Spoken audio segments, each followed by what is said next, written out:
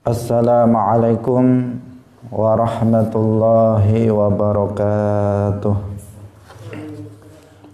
Qala al-muallifu rahimahullahu ta'ala wasyafa'atu wal jannatu wal khuludu wal ru'yatu lillahi ta'ala fil jannati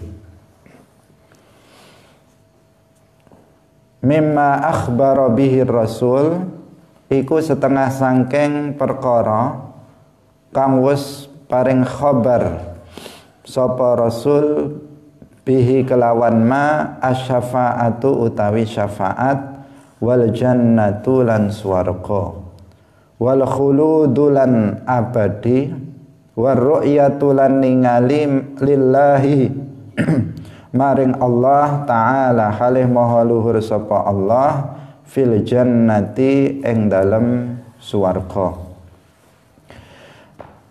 Pemirsa Madu TV kaum muslimin rahimakumullah, kita masih membahas tentang hal-hal yang telah dikhabarkan oleh Rasulullah sallallahu alaihi wasallam kepada. Oleh karenanya maka wajib bagi kita untuk membenarkannya. Wajib bagi kita untuk mempercayai adanya, yaitu hal-hal yang nanti pada hari kiamat terjadi. Di antaranya adalah syafaat. Syafaat secara bahasa itu artinya talabul khairi minal ghairi lil ghairi, meminta kebaikan dari orang lain untuk orang lain. Ini secara bahasa. Jadi meminta kebaikan kepada orang lain bukan untuk dirinya sendiri tetapi untuk orang lain. Itu yang disebut dengan syafaat secara bahasa. Misalnya si A ini tidak memiliki uang, dia pengen hutang kepada si B, tetapi si A ini nggak berani hutang kepada si B karena si A ini tidak dipercaya oleh si B. Kemudian saya datang kepada si A mengatakan, kemudian saya datang kepada si B mengatakan, wahai si B, tolong hutangi si A uang. Nah, ini namanya syafaat secara bahasa. Di sini saya meminta kebaikan dari si B bukan untuk saya tetapi untuk si A. Jadi itulah makna syafaat secara bahasa.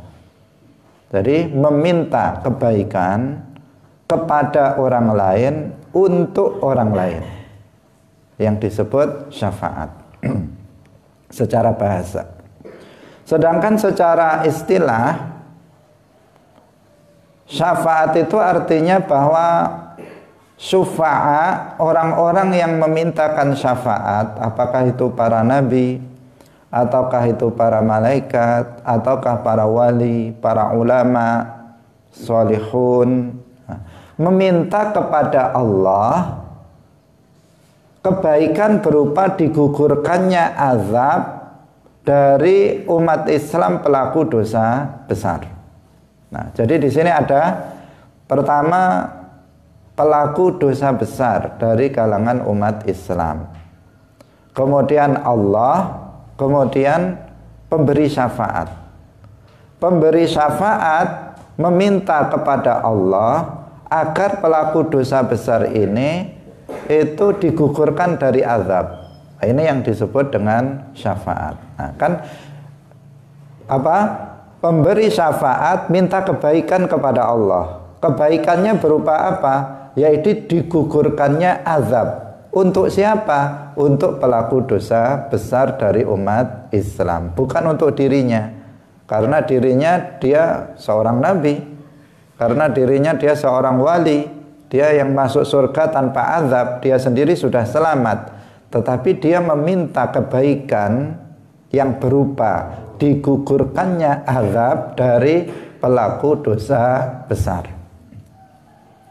Pemirsa yang dirahmati oleh Allah Subhanahu wa taala, dengan demikian orang yang mendapatkan syafaat itu adalah orang Islam pelaku dosa besar.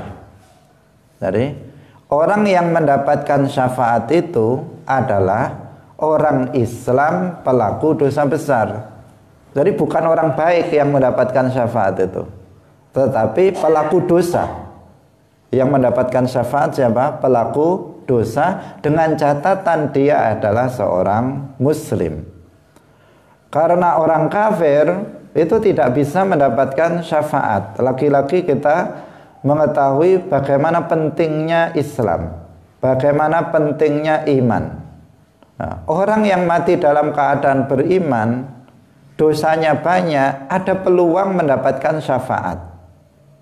Yaitu apa? Tadi tolabu, meminta seorang nabi, seorang wali, misalnya meminta kepada Allah agar azab dari pelaku dosa besar ini tidak jadi diberikan kepada pelaku dosa besar tersebut. Kaum muslimin pemirsa yang dirahmati oleh Allah, jadi orang yang menerima syafaat itu adalah orang Islam pelaku dosa besar. Selain orang Islam tidak bisa menerima syafaat. Dalam Al-Quran disebutkan wala yashfa'una illa liman irtadha, dan mereka orang-orang yang memberikan syafaat, para nabi, para malaikat, para wali, itu tidak memberikan syafaat kecuali kepada orang yang diridhai oleh Allah, artinya kepada orang yang muslim, orang yang mukmin, orang yang beriman. Dan mereka adalah pelaku dosa besar, sebagaimana hadis Rasulullah, syafaati li ahlil kabairi min ummati, syafaatku itu aku berikan untuk para pelaku dosa besar dari umatku. Jadi berarti siapa yang mendapatkan syafaat? Umat Islam pelaku dosa besar, mati belum bertaubat, itulah yang nanti akan mendapatkan syafaat. Bukan seluruhnya, sebagian dari mereka. Karena kalau seluruhnya semuanya masuk surga.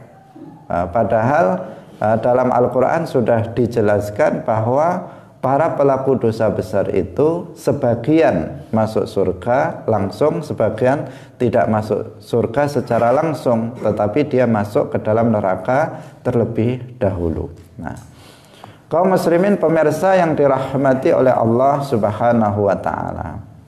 Nah, syafaat ini ada kalanya diberikan sebelum pelaku dosa besar ini masuk ke dalam neraka. Ada kalanya syafaat ini diberikan setelah pelaku dosa besar ini masuk ke dalam neraka. Syafaat yang diberikan sebelum penduduk neraka atau sebelum pelaku dosa besar dari umat Islam ini masuk neraka, berarti syafaat itu berfungsi untuk menggugurkan azab sama sekali. Jadi orang ini karena banyak dosanya, dia berhak untuk disiksa di neraka. Tetapi karena syafaat Nabi, dia nggak jadi masuk neraka. Dia nggak jadi sama sekali diazab di dalam neraka. Ini namanya syafaat yang diberikan sebelum pelaku dosa besar ini masuk ke dalam neraka. Yang kedua, ada syafaat yang diberikan kepada pelaku dosa besar ini setelah dia masuk ke dalam neraka. Maka fungsinya syafaat ini adalah untuk meringankan azab dari yang dia terima. Misalnya dia seharusnya di neraka itu sampai 1000 tahun. tetapi karena mendapatkan syafaat dari Nabi, maka dia di sana cuma 500 tahun kemudian dikeluarkan dari neraka. Ini namanya juga syafaat yang diberikan setelah seseorang masuk ke dalam neraka. Jadi syafaat itu ada dua macam ini. Yang pertama diberikan sebelum masuk ke dalam neraka, yang kedua diberikan setelah masuk ke neraka, tetapi belum dia semestinya dia belum keluar, tetapi kemudian karena syafaat dikeluarkan dari neraka. Kaum muslimin pemirsa yang dirahmati oleh Allah Subhanahu wa taala, semoga kita termasuk yang pertama. Artinya kita tidak masuk ke dalam neraka karena syafaat Rasulullah Shallallahu Alaihi Wasallam, atau syafaat dari para wali, atau syafaat dari para malaikat, syafaat dari para ulama, dan seterusnya. Pemirsa yang dirahmati oleh Allah Subhanahu wa taala, yang bisa memberikan syafaat seperti yang tadi kita sebutkan, di antaranya adalah nabi atau seluruh para nabi. Nabi Muhammad juga seluruh para nabi. Nabi Muhammad sallallahu alaihi wasallam. Kemudian para malaikat juga bisa memberikan syafaat. Kemudian juga para wali itu juga bisa memberi syafaat. Kemudian para ulama yang soleh itu juga bisa memberikan syafaat. Itu diantara orang-orang yang memberikan syafaat karena mereka adalah orang-orang yang masuk surga tanpa azab. Mereka adalah orang-orang yang masuk surga tanpa azab, sehingga mereka bisa memberikan syafaat kepada orang lain dari para pelaku dosa besar. Jadi mereka berdoa kepada Allah. Misalnya melihat si fulan, mestinya dia masuk ke dalam neraka karena dosanya sangat banyak. Kemudian Nabi berdoa kepada Allah, ya Allah, gugurkanlah azab dari si fulan. Kemudian Allah menggugurkan azabnya. Inilah yang disebut dengan apa? Syafaat. Biasa diartikan apa? Pertolongan. Pertolongan dari Nabi, pertolongan dari wali, dengan doa yang mereka panjatkan kepada Allah agar seseorang itu dilepaskan dari azab neraka. Pemirsa yang dirahmati oleh Allah Subhanahu wa taala, maka kita harus berusaha, selain kita berusaha keras menjadi orang yang soleh, menjadi orang yang bertakwa, agar di akhirat nanti kita masuk surga tanpa azab. Berusaha keras agar kita masuk surga tanpa azab. Itu yang harus kita lakukan. Tetapi di samping itu, kita juga harus berusaha mendekat dengan Nabi, mendekat dengan para malaikat, mendekat kepada para wali, mendekat kepada para ulama yang mengamalkan ilmunya, agar kita nanti mendapatkan syafaat mereka manakala kita tidak termasuk orang-orang yang masuk surga tanpa azab. Manakala kita ternyata mati dalam keadaan masih sebagai pelaku dosa besar, karena sulit untuk menjadi orang soleh dengan sebenar-benarnya, itu sangat sulit. Mungkin amalan secara zahir, kewajiban zahir banyak kita lakukan. Sholat 5 waktu kita tepat, puasa Ramadan kita lakukan, kemudian zakat mungkin kita keluarkan, dan seterusnya. Kebaikan, kewajiban zahir kita lakukan. Tetapi apakah hati kita sudah bisa istiqomah dalam ikhlas dalam beramal? Apakah hati kita sudah ridha dengan takdir Allah, muraqabah? Apakah hati kita sudah tawadhu, tidak ada kibr? Apakah hati kita sudah terlepas dari hasad? Karena kalau hal-hal itu belum, maka belum disebut seseorang sebagai orang saleh.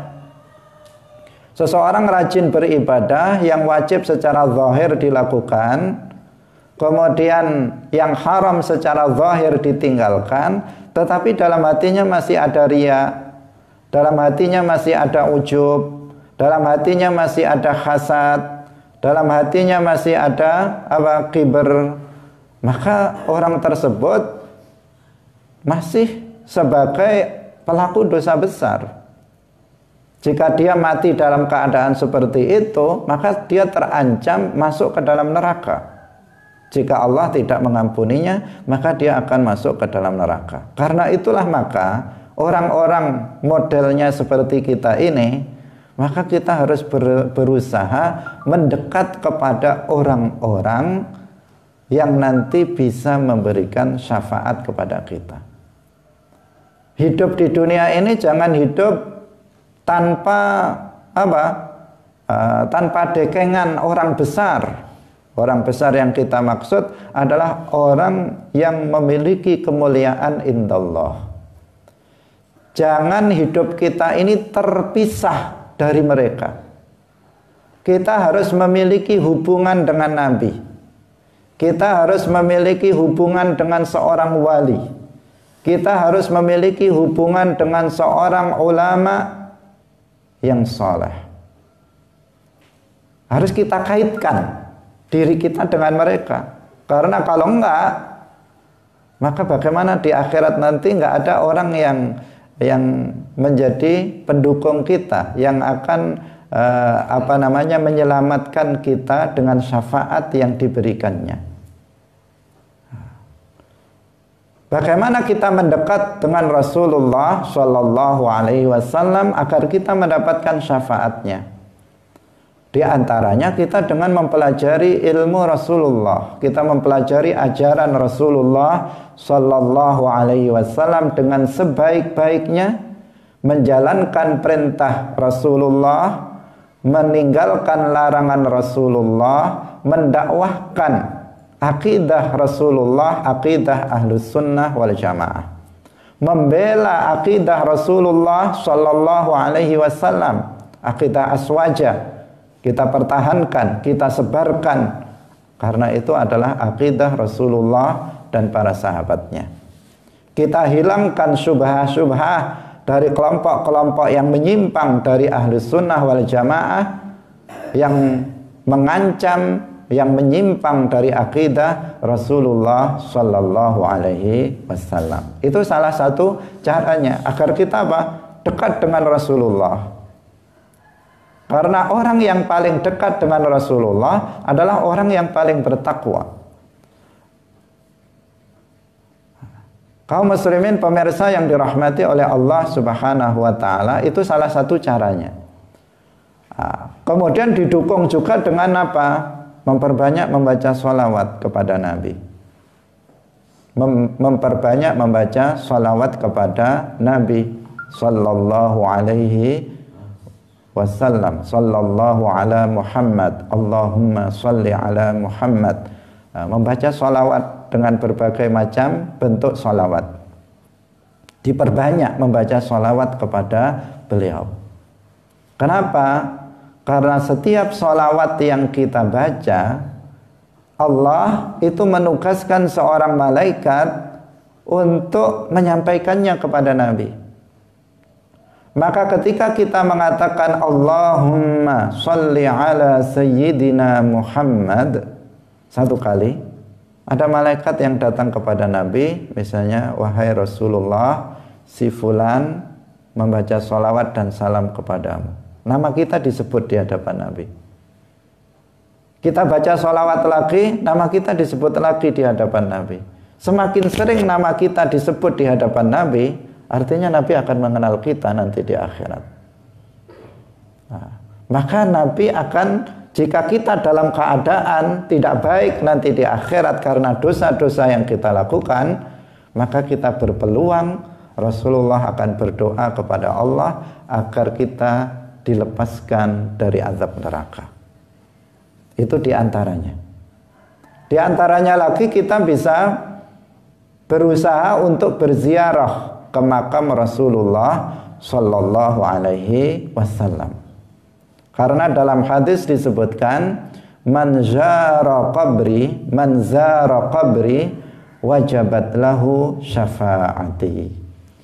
Barang siapa yang berziarah ke kuburanku, maka wajib baginya mendapatkan syafaatku. Nah, maka kita hendaknya berusaha untuk itu. Berusaha untuk memastikan bahwa kita nanti itu akan mendapatkan syafaat Nabi dengan cara kita berziarah ke makam Rasulullah Sallallahu Alaihi Wasallam.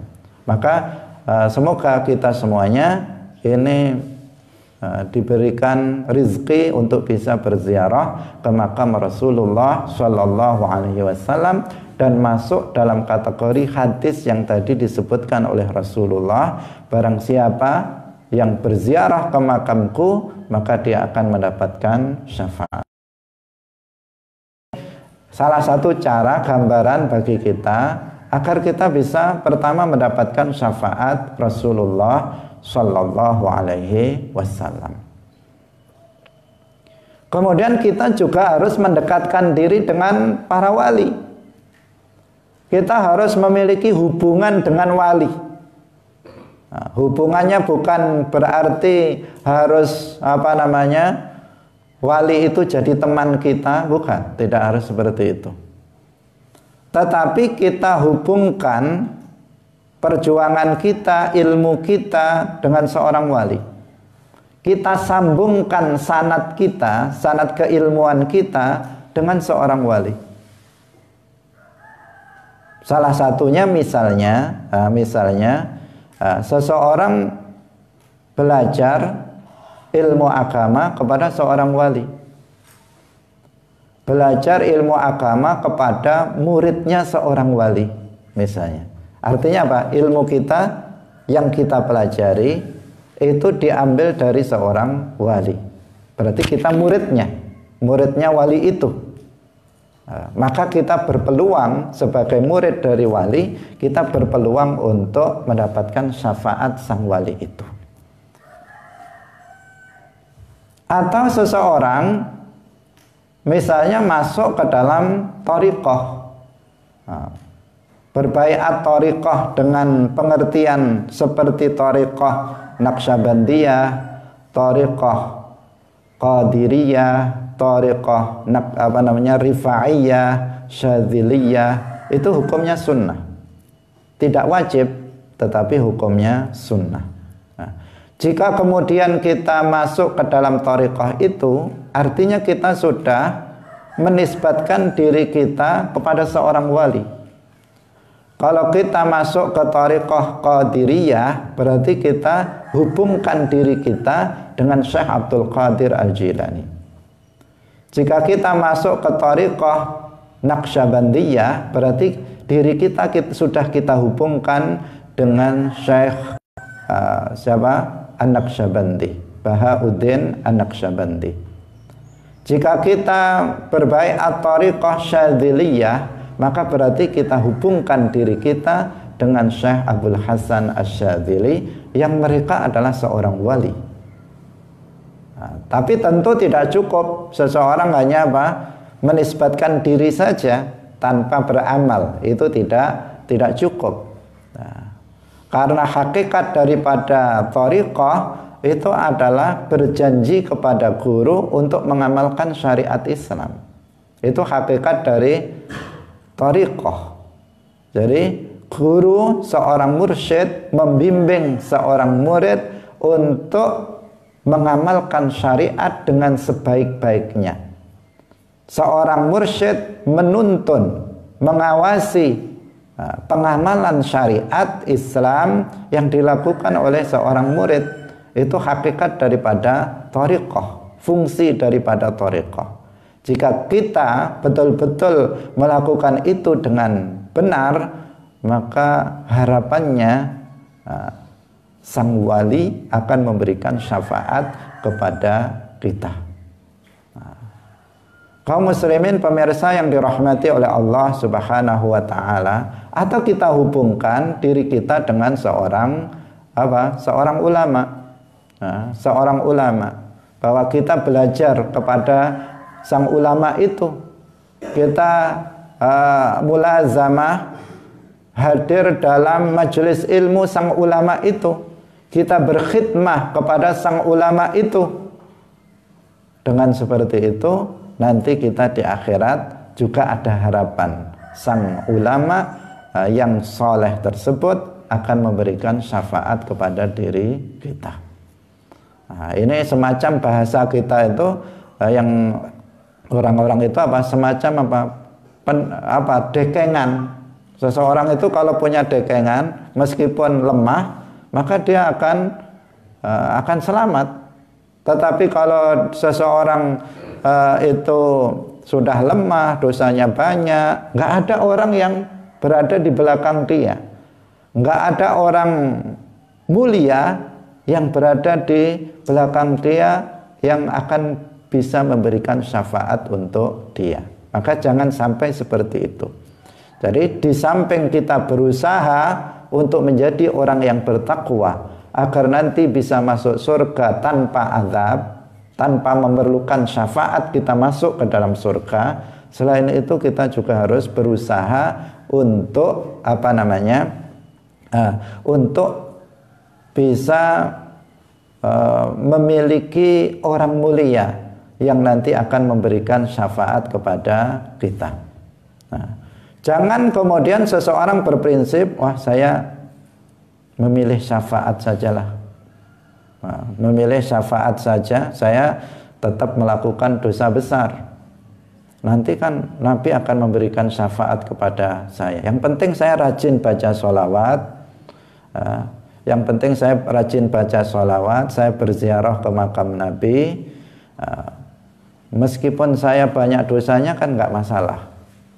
Itu nggak bisa seseorang berprinsip seperti itu, karena belum tentu dia mendapatkan syafaat Nabi. Belum tentu seseorang itu nanti akan mendapatkan syafaat Nabi. Karena apa? Di sini banyak hal yang mempengaruhi. Ketika dia berprinsip seperti itu, artinya dia tidak sungguh-sungguh mengajarkan ajaran Rasulullah SAW.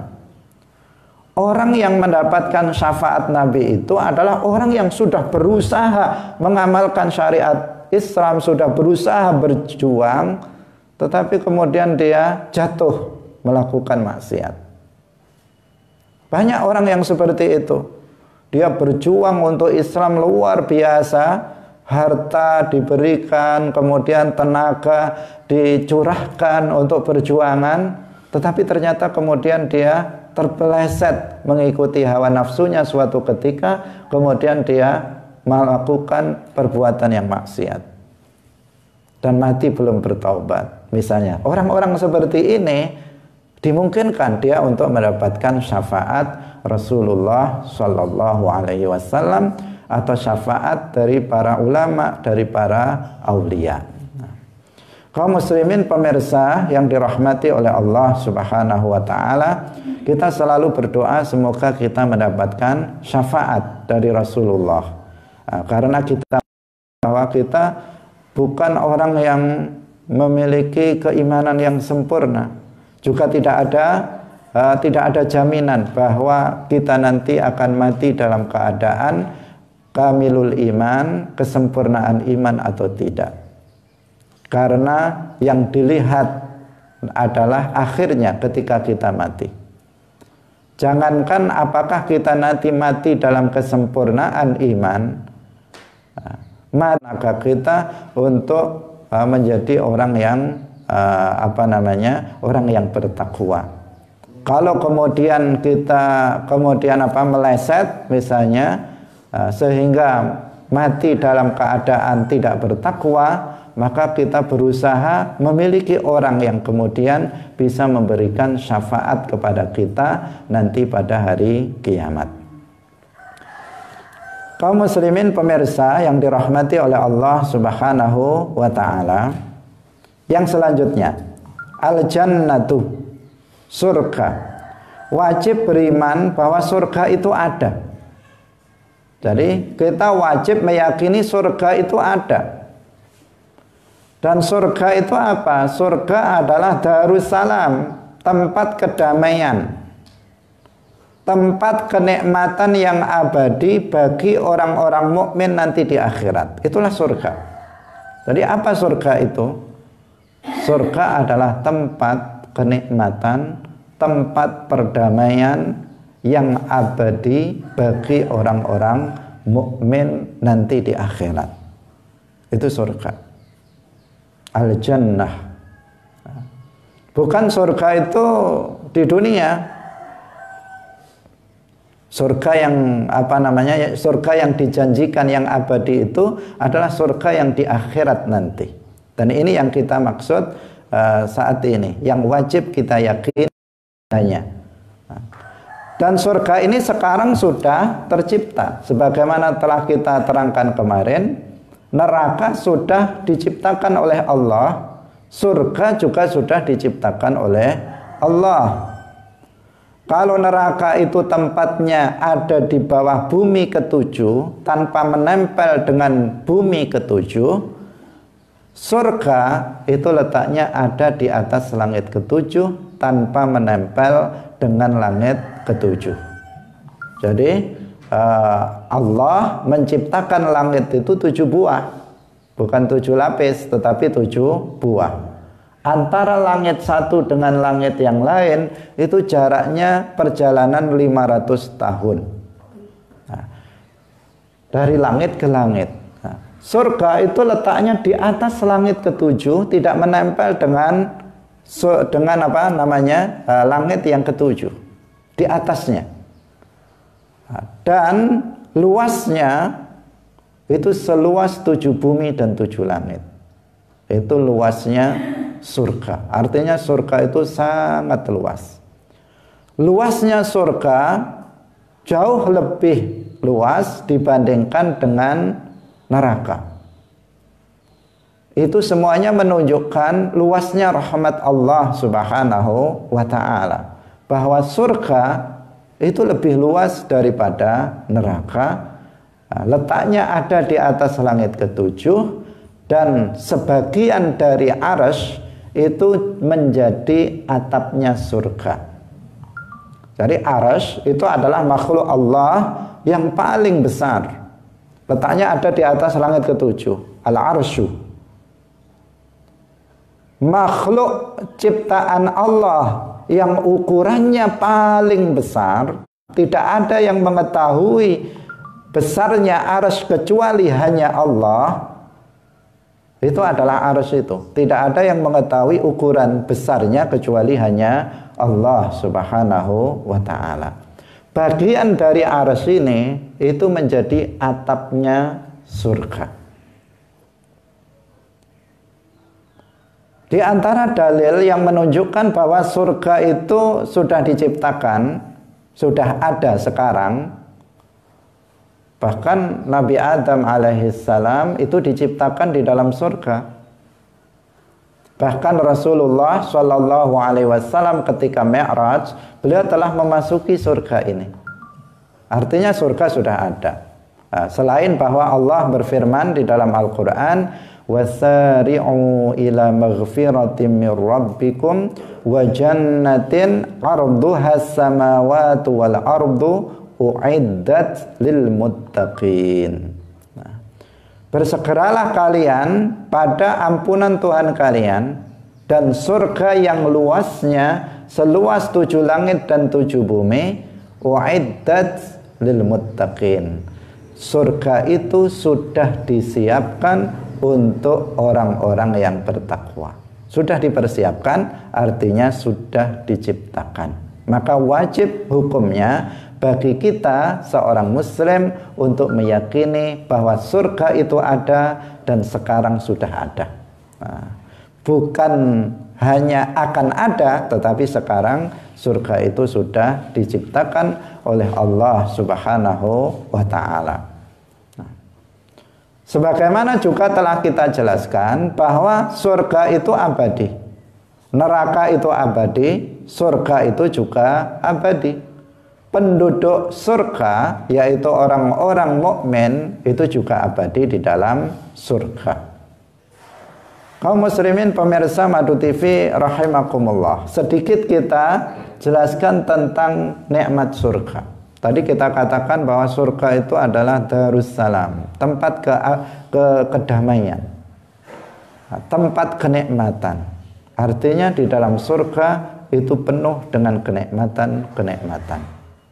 Kenikmatan-kenikmatan itu sebagian sudah diceritakan oleh Allah di dalam Al-Quran, sudah dijelaskan oleh Rasulullah di dalam hadis. Artinya ada nikmat-nikmat surga itu yang bisa kita ketahui, sudah bisa kita ketahui. Sehingga para ulama menjelaskan bahwa nikmat surga itu terbagi menjadi dua. Yang pertama nikmat surga umum, nikmat umum. Nikmat umum itu artinya diberikan kepada seluruh penduduk surga. Kita tahu penduduk surga itu siapa? Orang yang beriman. Dan orang yang beriman itu ada kalanya bertakwa, ada kalanya tidak bertakwa. Bagi yang bertakwa tadi masuk surga. Bagi yang tidak bertakwa, ada yang masuk surga langsung karena mendapatkan ampunan dari Allah, atau masuk surga langsung karena mendapatkan syafaat. Ada yang masuk neraka dulu tapi kemudian masuk surga. Nah, ini kan berarti apa? Penduduk surga itu orang mukmin, tetapi tidak semuanya orang soleh. Tetapi semua orang mukmin, semua orang Islam, baik yang masuk surganya langsung, baik yang masuk surganya karena syafaat, baik orang yang masuk surganya setelah masuk neraka terlebih dahulu, semuanya mendapatkan nikmat ini. Itu yang disebut dengan nikmat umum. Contohnya apa? Yaitu seperti hidup tidak mati.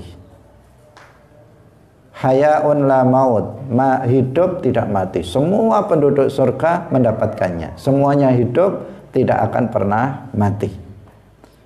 Kemudian sehat, tidak sakit. Semua penduduk surga itu sehat, nggak ada yang sakit. Nggak ada yang flu misalnya, ada yang batuk-batuk, nggak ada orang batuk di dalam surga. Ada orang misalnya panuan, nggak ada di sana. Nggak ada orang yang sakit di sana, semuanya sehat, as-siha, tidak ada yang sakit sekecil apapun penyakit itu. Nggak seperti di dunia ini, banyak yang sakit, juga banyak yang sehat. Kemudian gembira, tidak ada yang susah. Di dalam surga semua orang itu senang, semuanya gembira, nggak ada orang yang sedih di dalam surga. Kemudian semuanya muda, tidak ada yang tua. Jadi kalau seseorang mati sudah tua, maka akan kembali muda. Nah, yang matinya kecil, maka dia akan menjadi muda, umurnya 33 tahun. Nah, umurnya 33 tahun, ukuran badannya seperti Nabi Adam alaihissalam. Tingginya 60 hasta, sekitar 12 meter tingginya. Lebarnya itu adalah 7 hasta. Ini semua penduduk surga seperti itu. Nah, seperti itu. Dan semuanya tampan-tampan, semua cantik-cantik. Sejelek-jeleknya penduduk surga itu seperti Nabi Yusuf alaihissalam di dunia. Itu yang paling jelek. Nah, yang lebih banyak amal solehnya, maka semakin tampan dia di dalam surga itu. Nah, dan meskipun semuanya berumur yang sama, tinggi yang sama, seseorang bisa mengenali, oh ini teman saya si fulan, ini teman saya si fulan, bisa mengenali dengan tanda tertentu yang Allah berikan. Bukan berarti jumbo. karena dulu hidungnya pesek misalnya, jelek. Ketika di surga kemudian menjadi ini siapa? Enggak. Seseorang akan tetap mengenal bahwa dia adalah si fulan, dia teman saya, dia tetangga saya, dia orang tua saya, dia tetap mengetahuinya. Karena seseorang kalau di dalam surga itu nanti kalau keluarga dia tetap akan mengetahuinya. Nah, teman dia akan tetap mengenalnya ketika di dunia dan seterusnya. Nah, pemirsa yang dirahmati oleh Allah Subhanahu wa taala. Nah, yang perempuan juga demikian. Perempuan di dalam surga itu seluruhnya itu cantik-cantik. Bahkan lebih cantik dari bidadari yang ada di dalam surga. Bidadari itu bukan manusia. Nah, bidadari bukan manusia, tetapi dia makhluk yang diciptakan oleh Allah untuk menjadi istri-istri dari kaum laki-laki di dalam surga selain istrinya dari manusia.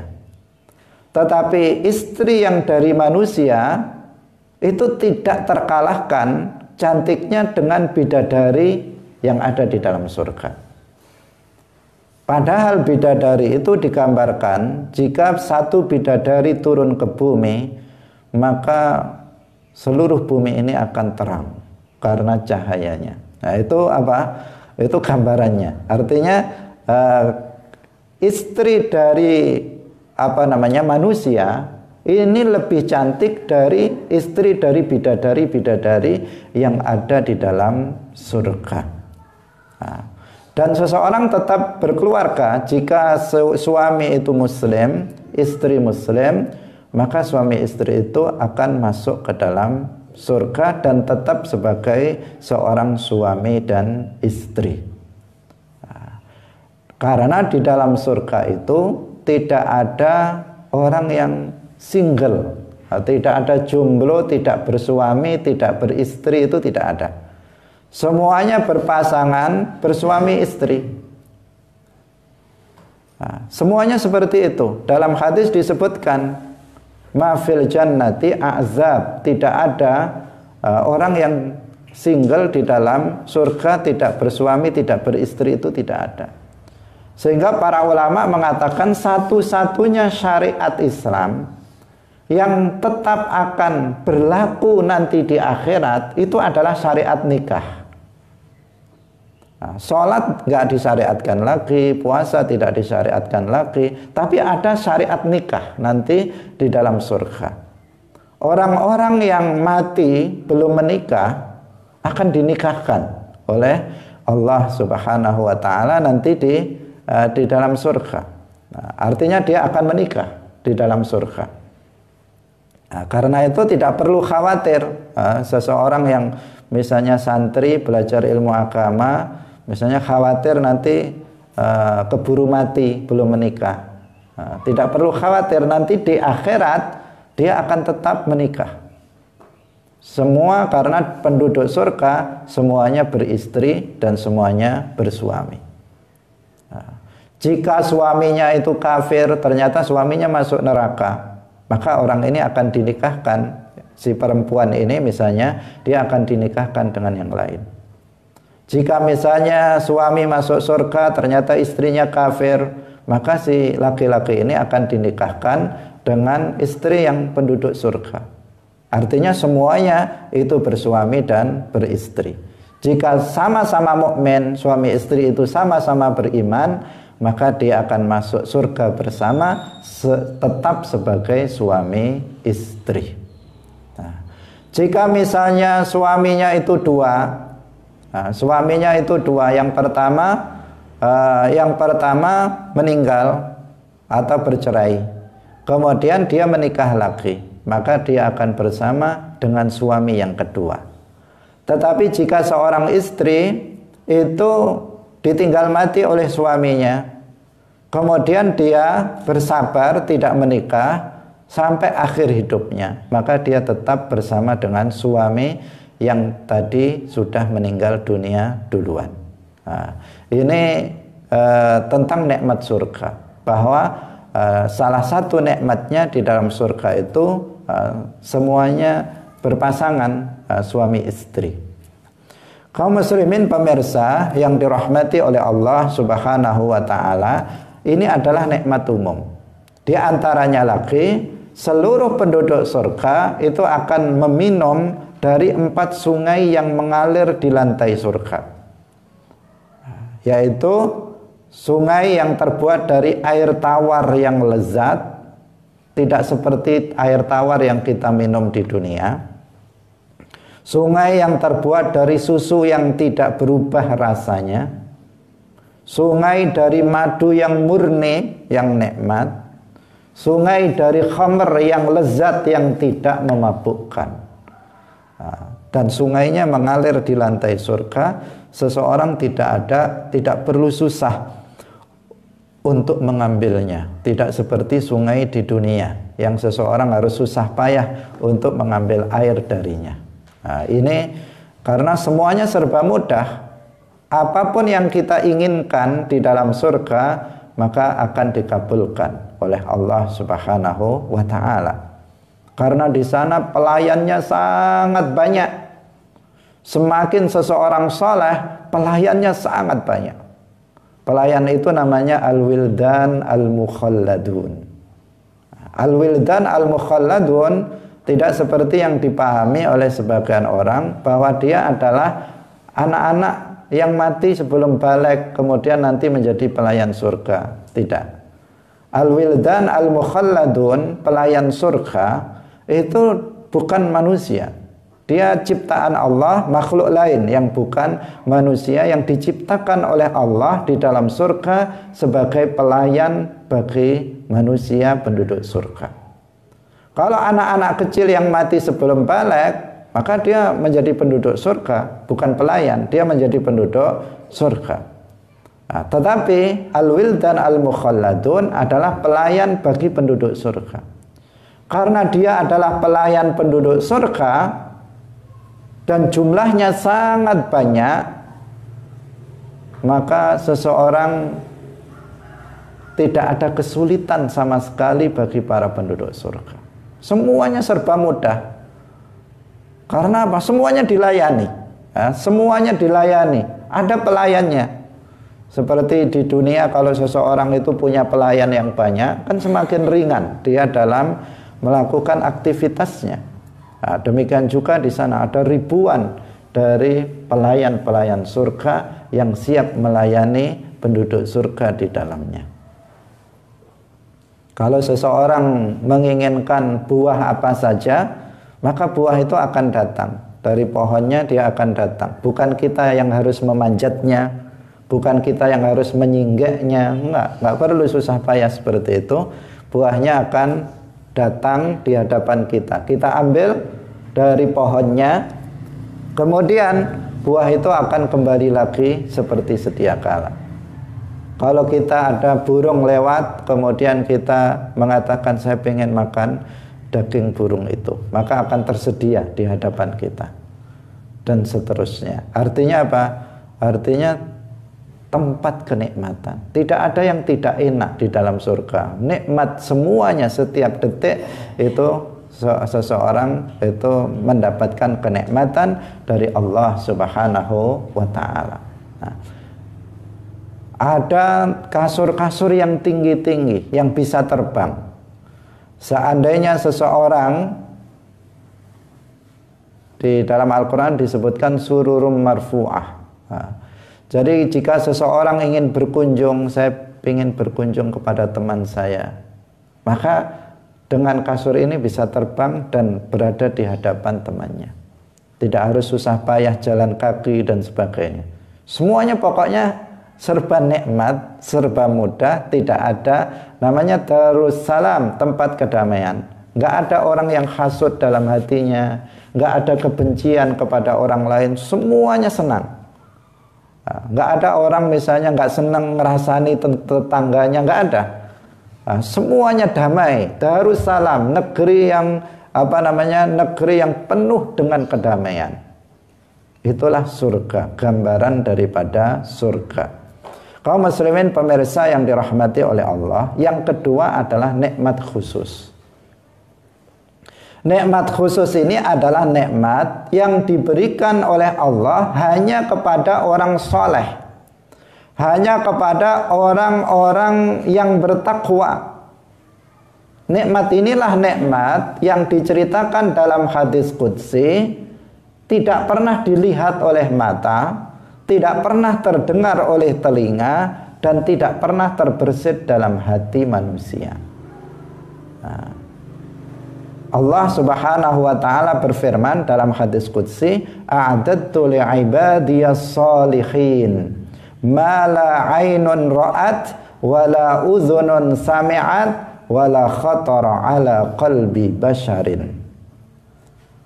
Aku telah persiapkan, Allah telah mempersiapkan untuk hamba-hambaku yang soleh, berarti khusus untuk orang yang soleh, yang bertakwa, yang menjalankan kewajiban dan meninggalkan yang diharamkan, yang dia masuk surga tanpa azab, orang yang bertakwa. Nah, telah aku siapkan nikmat yang belum pernah dilihat oleh mata, belum pernah didengar oleh telinga, dan belum pernah terdetik dalam hati manusia. Nikmat apa itu? Hanya Allah yang mengetahuinya. Rasulullah Shallallahu Alaihi Wasallam sendiri, beliau tidak mengetahui apa nikmat yang akan diberikan khusus untuk orang yang bertakwa. Bahkan malaikat Ridwan yang menjaga surga itu juga belum mengetahui nikmat apa yang akan diberikan oleh Allah kepada orang-orang yang bertakwa di dalam surga. Dirahasiakan oleh Allah Subhanahu wa ta'ala. Nikmat yang sangat besar yang hanya Allah Subhanahu wa ta'ala mengetahuinya. Jadi kenikmatan surga itu ada yang bisa dibayangkan, ada yang tidak bisa dibayangkan. Karena sebagian orang karena hadis ini kemudian dia menafikan ayat dan hadis yang lain dengan mengatakan nikmat surga itu nggak bisa dibayangkan secara mutlak. Tidak, nikmat surga ada dua. Ada yang bisa dibayangkan. Kenapa? Karena sudah digambarkan dalam Al-Quran. Kalau kita membaca surat Ar-Rahman, surat Al-Waqi'ah, dan beberapa surat lainnya, itu menceritakan surga, kenikmatan-kenikmatan surga. Ada dalam hadis itu diceritakan hadis yang panjang, diceritakan nikmat-nikmat surga. Artinya apa? Sebagian nikmat surga bisa kita bayangkan. Nah, sehingga seseorang termotivasi untuk beramal soleh dan mendapatkan surga, yang artinya juga mendapatkan ridha dari Allah Subhanahu wa ta'ala. Nah, tapi ada nikmat lain yang ini khusus diberikan kepada orang soleh saja, orang yang mati dalam kesempurnaan iman, dalam ketakwaan, yaitu nikmat yang nggak bisa dibayangkan, nggak bisa karena belum pernah terlihat oleh mata, nggak pernah terdengar telinga, dan tidak pernah terbersit dalam hati manusia, sehingga manusia tidak bisa menggambarkan nikmat tersebut, saking besarnya nikmat tersebut. Kaum muslimin rahimakumullah, sampai di sini pengajian kita pada pagi hari ini. Semoga kita mendapatkan syafaat Rasulullah, para auliaullah nanti pada hari kiamat, dan kita dimasukkan ke dalam surga Allah Subhanahu wa ta'ala. Amin ya rabbal alamin. Barakallahu fikum wallahul muwaffiq ila aqwamit thoriq. Assalamualaikum warahmatullahi wabarakatuh.